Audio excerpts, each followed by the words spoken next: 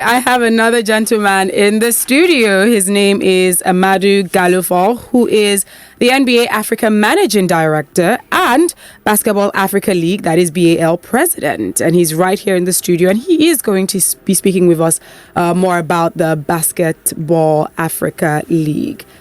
Good afternoon. Good afternoon. Welcome. Thank you. Great to be here. Always great to be in Lagos. Glad to have you here in Lagos. Is this your... clearly, this is not your first time. You've been here... I can't count the number of times that you've been here. I'm out of fingers in my hands. I've been here. So should we say that this is like home to you? I want it to be home. Certainly. You want it to be home? We have a lot of friends here, a lot of people, and, Nigeria is home. All right, fantastic. So let us get into it. What exactly is the Basketball Africa League all about? So it is in collaboration with FIBA.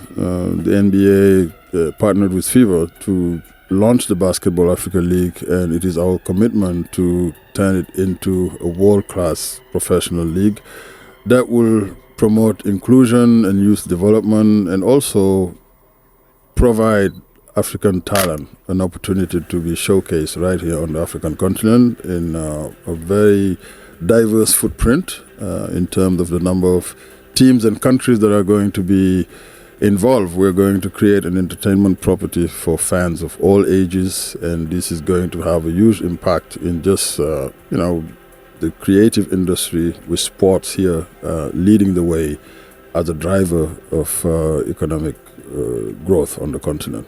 It's a professional basketball league that is going to, give young talent. We have tremendous talent across the continent that is always only exported. Now we are offering a platform where this talent can be showcased right here on the continent, and young sports basketball players having an opportunity to monetize that talent on the continent. All right, that's fantastic. Would you like to speak more about some of the other objectives and aspirations? I think sports, being really having the potential to be a tremendous contributor in GDPs of the countries. I mean, on a global basis, as you know, the creative industry, when you look at sports and fashion and music, film, contribute trillions of dollars in GDPs of countries in the West. And Africa just, need to put its infrastructure together to showcase it and grow that industry. We are great at exporting talent, but that talent also can be nurtured right here. What you've done with Nollywood here in Nigeria is remarkable. I was recently in Cape Verde, in Mindolo, at this first Afro-creative ecosystem meetup with some of your star, Kunle Afolayan, for example, and just listening to these guys talk about what they do, that's what, sports also can contribute. Real industry, maximizing, leveraging the talent we have, with also growing infrastructure, which is where it's exciting to see some of the governments building world-class infrastructure with like Dakar Arena in Senegal or Kigali Arena in Rwanda. That gives a platform where now an industry can grow. Our league is going to be comprised of 12 teams from 12 countries that we will divide in two conferences. Yeah. And we're going to have further announcement on the names of the conferences and the teams that are currently in the league. We'll play in 6 cities, in Cairo, in Monastir, Rabat, Dakar, Lagos, Luanda. And we'll play our finals in Kigali end of May. This is going to be an extremely exhilarating sports property. We are going to attract incredible talent, both from right here on the African continent and the diaspora, and also talent from all over the world.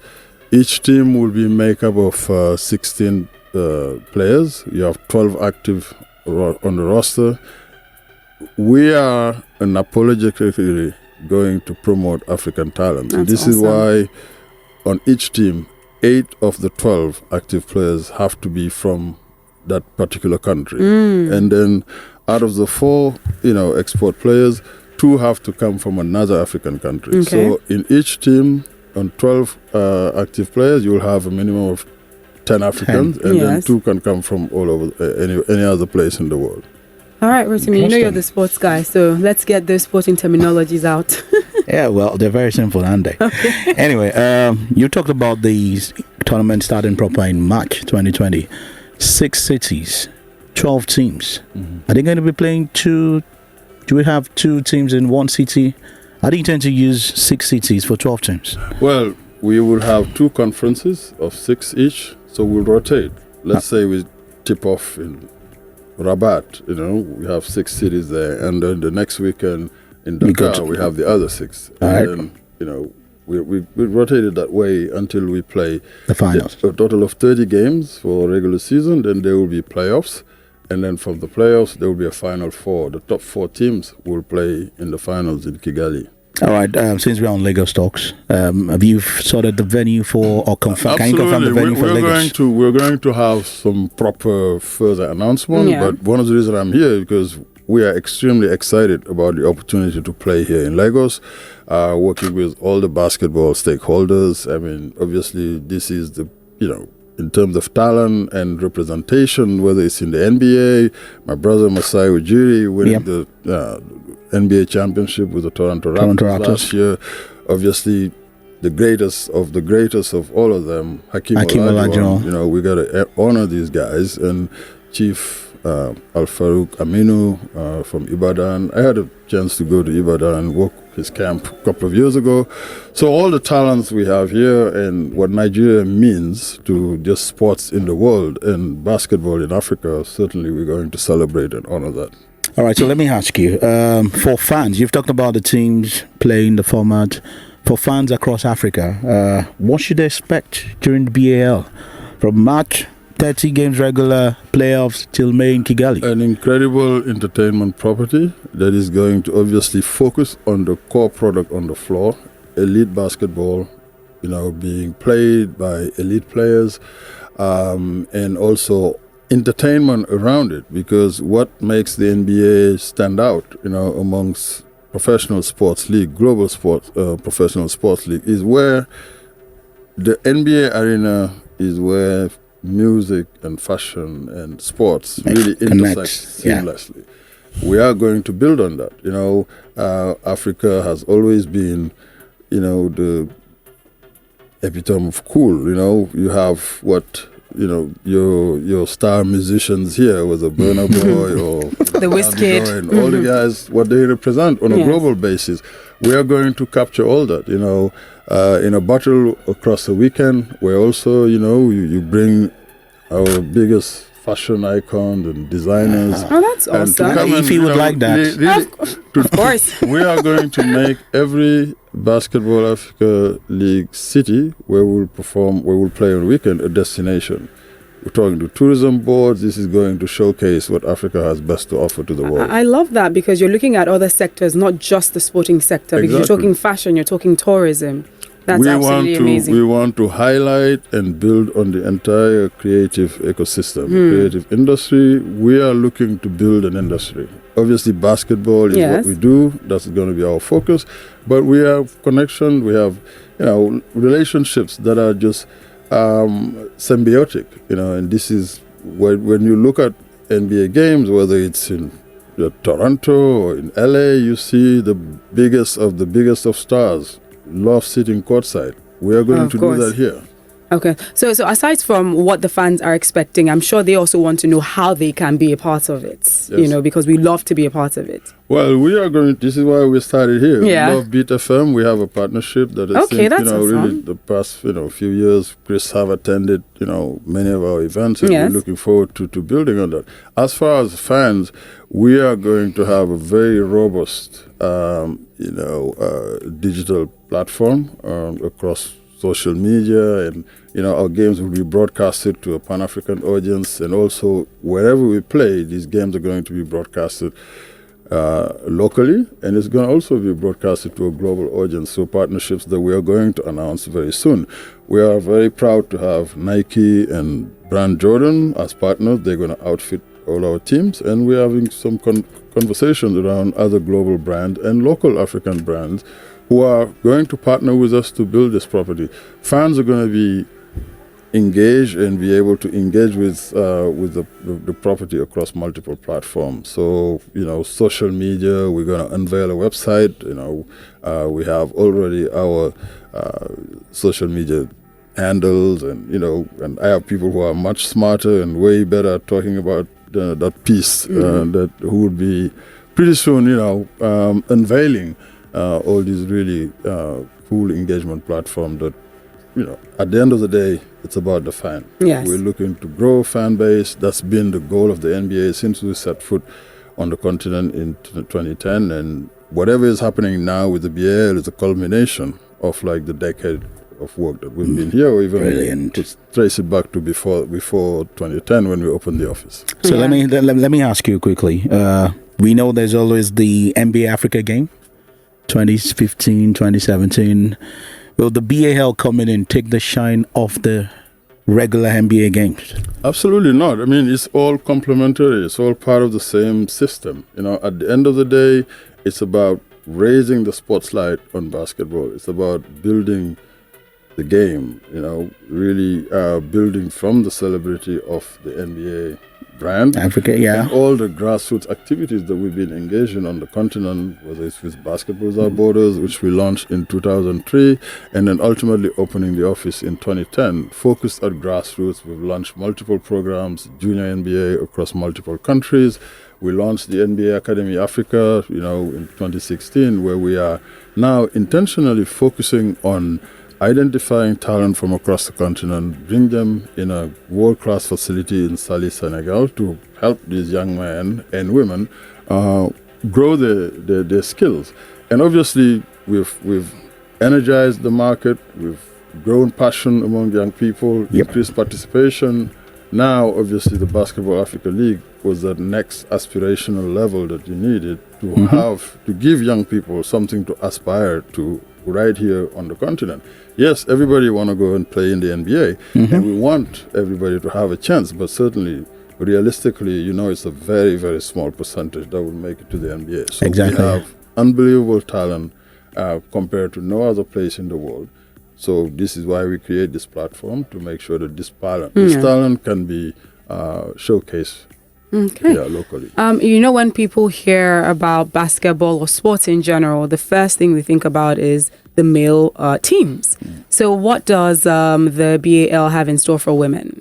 Look, on a consistent level, the NBA, because of our WNBA also, we focus on growing our sports across gender. Because for us, it's about really increasing participation amongst young people. You can't do that by ignoring more than half the population. Of course. So for us, it's been part of our DNA that all our grassroots activities, we run them across gender. So our junior NBA leagues, we have girls and boys teams. So recently I attended within the NBA Academy system, we bring the women's piece every quarter we have a big camp for a week where we bring girls from all over the continent. I attended the last one, I think it was in mid-November in Senegal. There was 24 girls from 15 countries, I believe.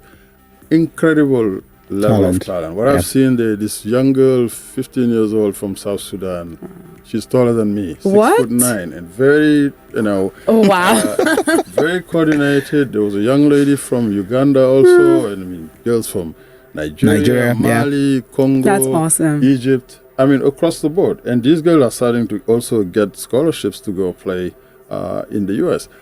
When I was there, and look, when journalists ask, and even before they ask, I just know these questions are coming. And we certainly, I cannot tell you, Taylor, we have a blueprint to say that, hey, in year X, we're going to do this, but I have no doubt that this is going to happen. We are going to be compelled, and really with great, enthusiasm, because we've seen the WNBA, and I've seen how I was in Senegal. I shouldn't be saying this in Lagos, but no, but you can't say it. Don't worry. I was in Senegal. Can't say it. For the Afrobasket champion. Yeah, we won that. Just to remind you. I know. you won that, but we still defeated your team. Anyway, so 15,000 Yeah, people. that was No, massive. actually, they put 20,000 people in this 15,000 seat arena to watch Nigeria, Senegal in the final. Yep. Incredible atmosphere, incredible talent, and you had an unbelievable team. And there's serious work being done here, with your federation, getting organized, and you have incredible talent. So for me, I'm excited just to see Nigeria being, a country that in the long run, along with certainly Senegal, Mali, and some of this Cameroon, that has potential to represent Africa on the global stage. The goal is who can be out there, both in men and women, and winning medals for Africa. Yeah. And this is why I'm excited about the opportunity to see the women's game continue definitely. to grow. All right, just before I let you go, Amadou, just an interesting one. The BAL is going to wrap up in May. What are the incentives? If your team goes on to win the BAL, what is in there for me? Well, obviously, it as a sports person, Yep. winning is always it's all- the first. that's all that and matters number anyway. one Of thing, course. right? You win, you get a trophy, you get a medal, but then you're like, yeah, what else? There's huge financial incentives, for the winners, and also the opportunity for this team to be part of a professional structure that is, run by the NBA in partnership with FIBA. There's an opportunity to really build the entire industry and the entire ecosystem where teams are going to have resources to get organized, to get better talent, and also federations through this partnership. FIBA is going to continue to do what they do best in terms of organizing and really focusing on grassroots. And with our partnership and support, we are going to create better administrations, with this individual federation, and playing this, getting these elite, the best players from the continent to play in the continent is going to help national team play, because now all of a sudden you don't have to worry about getting your guys who are playing in the NCAA or who are playing in other leagues in Europe, but you have a league local that has your best talent playing at home. That's how Angola dominated for many years. Exactly. Across Africa, because their players didn't always have to go play in Portugal or some of these other places. So the incentives are multiple. Obviously, it's a partnership. We're going to continue to build it step by step with the teams, with the federations, with FIBA. But out of the gate, there are incentives, because each of these teams that qualify, they're going to, they're going to be supported, because we want to make sure that we have an incredible product on the court. We're spending a lot of resources, for example, even in referees training. Yeah. That's a big part of the game. We got to have referees that can, stand up to the global standards. Refereeing Officiate the games. Africa Interesting. League, because that's how you create that entertainment property that we talk about. Because you want games that have flow, games that where athletes are going to display their talent. Yeah. So again, watch this space, because really, and that's the key big word. plans and big, big things are on the horizon.